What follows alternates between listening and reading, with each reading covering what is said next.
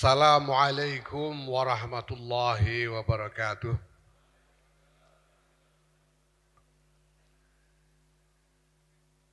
Alhamdulillah wa syukurillah wassalatu wassalamu ala rasulillah Sayyidina wa maulana Muhammadin ibn Abdullah wa ala alihi wa sahbihi wa mawala. Amma ba'd.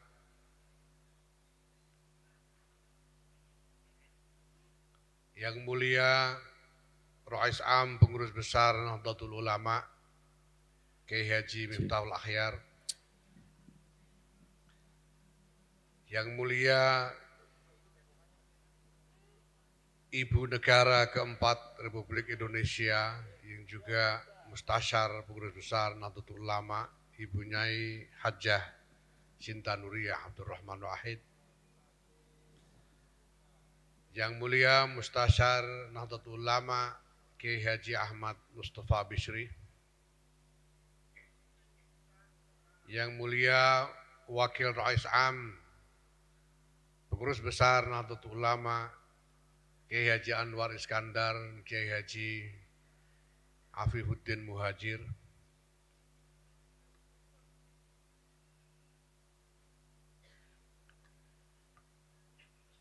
yang saya hormati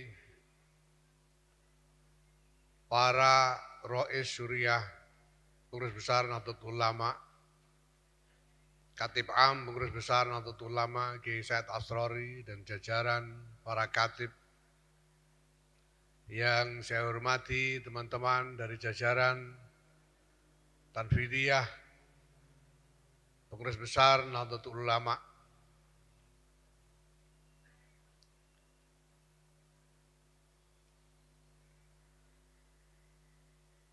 yang saya hormati pengasuh Pondok Pesantren Krapyak Yogyakarta, Kiai Haji Abdul Hamid Abdul Qadir, yang juga Rois Suriah Pengurus Cabang Nahdlatul Ulama Kota Kediri. Ini ada Rois Ngelaju.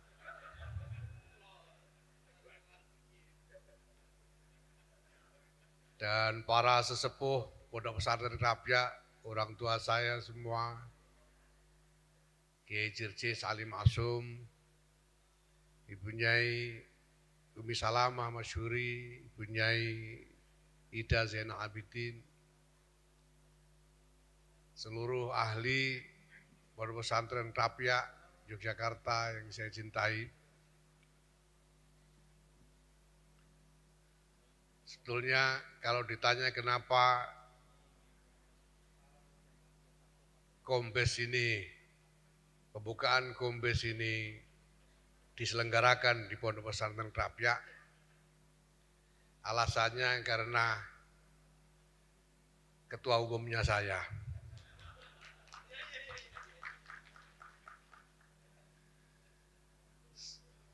Mumpung jadi ketua umum, sebetulnya saya ingin ada kegiatan nasional NU di rumah saya, tapi karena rumah saya di Rembang sana tidak memungkinkan, ya pilihannya adalah di rumah saya di Krapyak ini.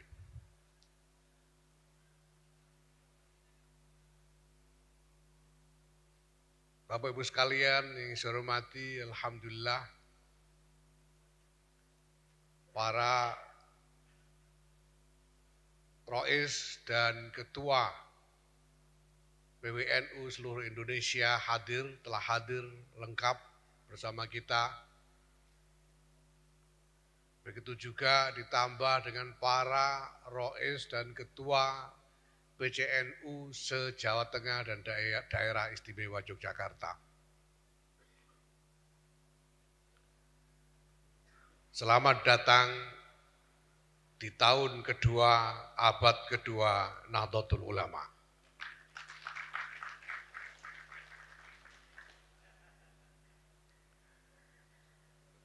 Bapak Ibu yang saya hormati,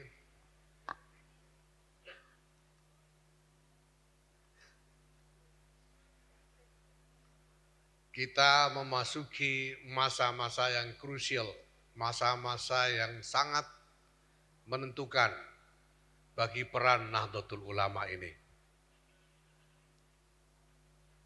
Nahdlatul Ulama ini didirikan sebagai satu jam'iyah oleh para muassis dengan visi untuk membangun suatu hukumah diniyah sebetulnya. Kalau hanya untuk menyediakan bimbingan keagamaan bagi jamaah, itu sudah menjadi wazifahnya para ulama, para kiai jauh-jauh sebelum jam'iyah ini didirikan. Tetapi di dalam konteks sejarah yang sangat krusial di tengah satu dinamika menuju perubahan dalam skala peradaban, para muassis memikirkan tentang hal-hal raksasa yang dibutuhkan oleh umat bukan hanya di Nusantara saja tapi di seluruh dunia. Bahwa di dalam menghadapi sejarah yang dinamis, sejarah yang mendatangkan momentum-momentum yang akan sangat menentukan masa depan seluruh umat manusia, pasti dibutuhkan koherensi di antara para pemangku agama ini tentang bimbingan apa yang harus disediakan kepada umat. Kita tahu bahwa tabiah dari wacana keagamaan kita ini memang dari sononya penuh dengan ikhtilafat. Wajar jika di antara sekian banyak ulama seringkali di dalam menghadapi berbagai masalah terjadi perbedaan-perbedaan pandangan. Tapi pada saat-saat yang sangat menentukan, pasti dibutuhkan konsolidasi secara keseluruhan. Sehingga dibutuhkan satu otoritas, satu salatoh diniyah, otoritas keagamaan yang bisa mempersatukan pandangan-pandangan dan membawa seluruh kekuatan jamaah dalam satu strategi bersama yang koheren. Maka dari dulu kita mengenal kaidah tentang peran hakim yang bisa mempersatukan perbedaan-perbedaan. Sebagaimana kaidah hukmul hakim yarfa'ul khilaf.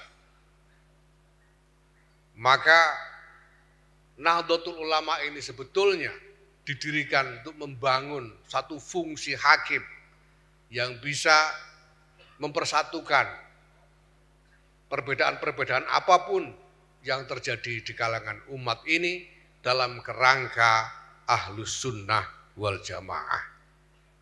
Itu sebabnya Hadratus Syekh Muhammad Hasyim Asy'ari menyeru kepada semua ulama Ahlus Sunnah wal Jamaah min ahli madhahibil a'immatil arba'ah, semua beserta pengikut-pengikutnya, antum wa man tabi'akum minal fuqara wal aghniya wad du'afa wal aqwiya, semuanya diajak bergabung di dalam jam'iyah mubarakah yang diberi nama Nahdlatul Ulama ini. Maka saya ingin ingatkan khususnya kepada teman-teman pengurus, jajaran pengurus mulai dari PBNU sampai ke ranting. Apalagi cuma potongan tanfidiyah ini, yang makomnya cuma makom pesuruh sebetulnya, untuk senantiasa memperhatikan disiplin organisasi dengan mengikuti secara tegas, secara teguh, sam'an wa ta'atan kepada keputusan kepemimpinan sebagai hakim yang menyelesaikan perbedaan apapun di antara kita semua.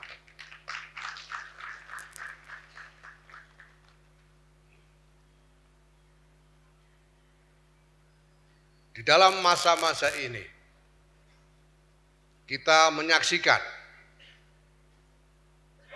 mulai dari tingkat domestik dalam negeri sampai dengan tingkat global, dinamika yang penuh dengan tantangan, dinamika yang penuh dengan kerawanan bagi kita semua. Kita menyaksikan bahwa secara domestik ada pertarungan antara kepentingan-kepentingan kelompok yang berbeda-beda. Tetapi ada tuntutan yang luar biasa penting, yang luar biasa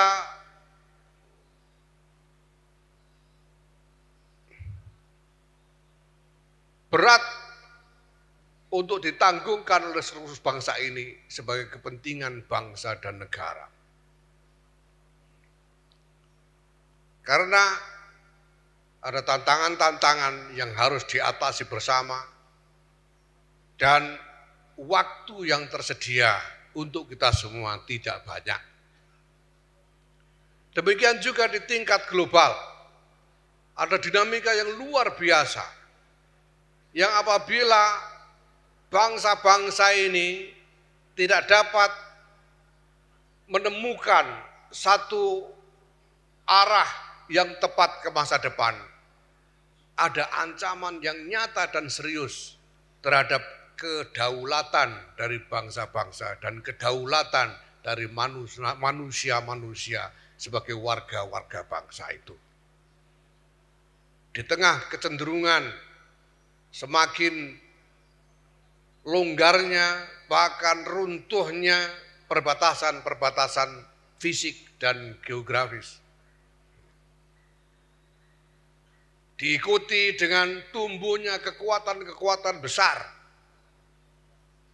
Dengan apa kita harus bertahan untuk menjaga kedaulatan kita bersama. Dalam keadaan yang seperti ini,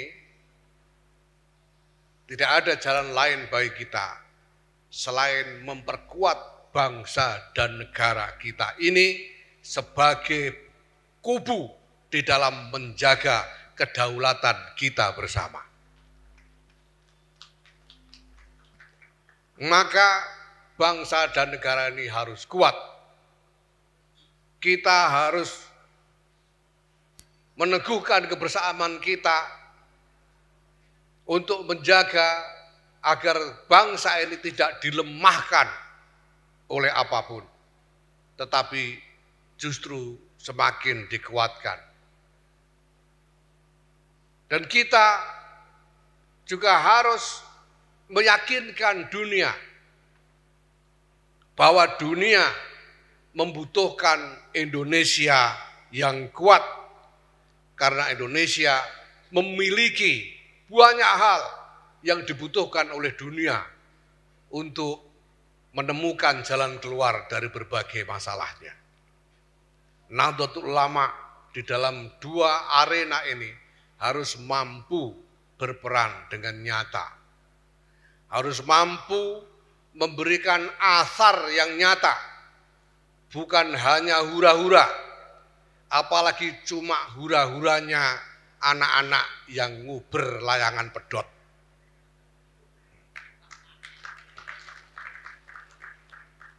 Karena kita masih melihat bahkan kecenderungan dalam diri kita, banyak di antara kita yang masih terobsesi untuk mengejar layangan putus.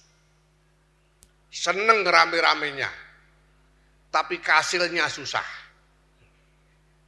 Orang ngejar layangan putus itu hasilnya susah.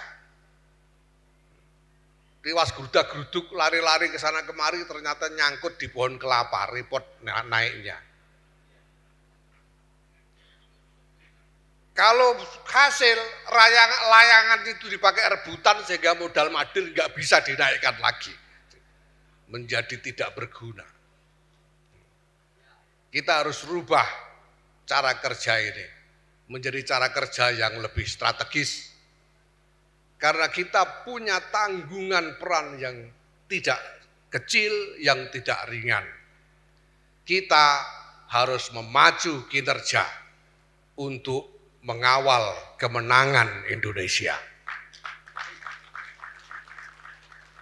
Karena di tengah tantangan sejarah, di tengah tantangan-tantangan berskala peradaban ini, Indonesia harus menang supaya kita semua tetap berdaulat.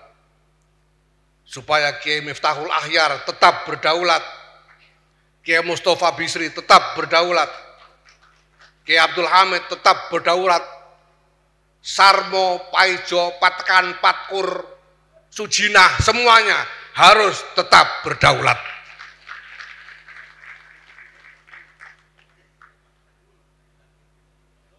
Saya dalam kesempatan ini ingin memohon bantuan doa dari Bapak Ibu sekalian karena tadi malam salah seorang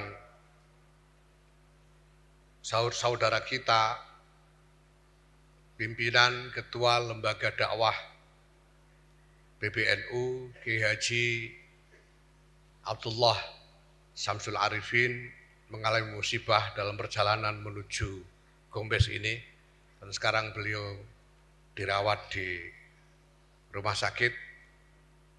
Mohon doa semoga beliau dikaruniai segera pulih untuk bisa meneruskan khidmah bersama-sama kita kepada jamiah yang kita cintai ini. Ala hadhihi niyyah al-Fatihah. Bismillahirrahmanirrahim.